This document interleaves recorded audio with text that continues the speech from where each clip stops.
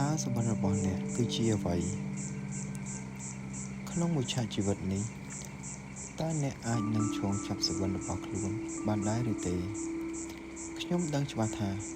អ្នកពិតជាចង់ទៅឲ្យដល់ហើយខ្ញុំជឿជាក់ថាអ្នកនឹងសង្ឃឹមថាខ្លួនឯងនឹងទៅដល់តែសួរថា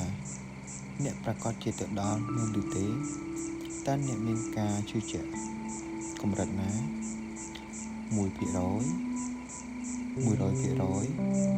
ឬក៏1,000,000%តើអ្នកអាចនិយាយដោយមិនដាច់ថាវាមានឱកាសទទួលបានជោគជ័យ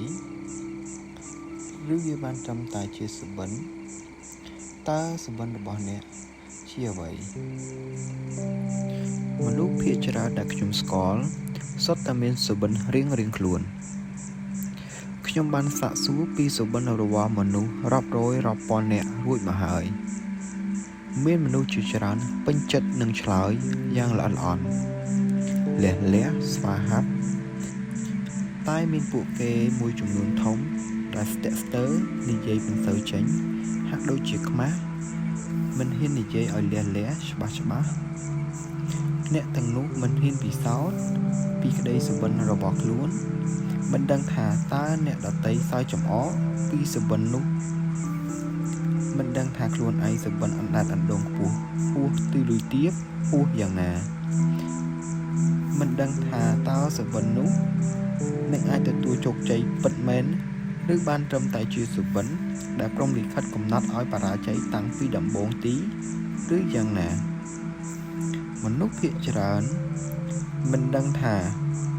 តើគួរធ្វើឲ្យសុបិនរបស់ខ្លួនទទួលជោគជ័យដោយវិធីណានោះទេឯសុបិនភាគច្រើនរបស់ពួកគេ